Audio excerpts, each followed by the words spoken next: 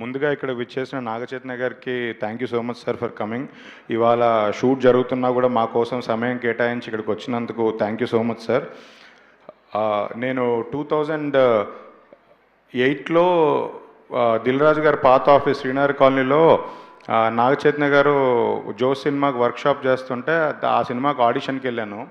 అప్పటి నుంచి నాగచైతన్య గారిని అడ్మైర్ చేస్తూనే ఉన్నాను. నిజంగా మీరంటే నాకు చాలా ఇష్టం sir. Thank you so much for coming.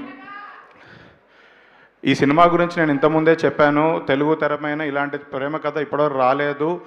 ఇది ఫస్ట్ టైం. చాలా బ్యూటిఫుల్గా ఉంది. సినిమా అయిన తర్వాత మీ అందరు గుండెల్లో పెట్టుకొని వెళ్తారు. సినిమా అయిన తర్వాత ఇంటికి వెళ్ళాక మీ మైండ్లో ఒకరు తిరుగుతుంటారు. స్టీవెన్ శంకర్ చరిత్రలో నిల్చుంటాడు ఎప్పుడు స్టీవెన్ శంకర్. నిజంగా ఇలాంటి మంచి సినిమా కిరణ్ అబ్బవరం గారు లేకపోతే ఇలాంటి మంచి సినిమా అయ్యేది కాదు. అలానే మన తెలుగు అమ్మాయి గౌరీ చాలా బ్యూటిఫుల్గా చేసింది. ఇవాళ ఎక్స్పెక్ట్ చేయని అప్లాజ్ వస్తుంది ఆ అమ్మాయికి. రవి డైరెక్టర్ నాకు చాలా ఇయర్స్ నుంచి ఫ్రెండ్. లాస్ట్ 3 ఇయర్స్ ఎంత కష్టపడ్డాడో నాకే తెలుసు. రవి, ఈ సక్సెస్ అంతా నువ్వు ఎంజాయ్ చేయాలి. మణి శర్మ గారికి, సాయి రాజేష్ గారికి, ఎస్కేఎన్ గారికి అందరికీ thank you so much for making me part of this film. Thank you so much.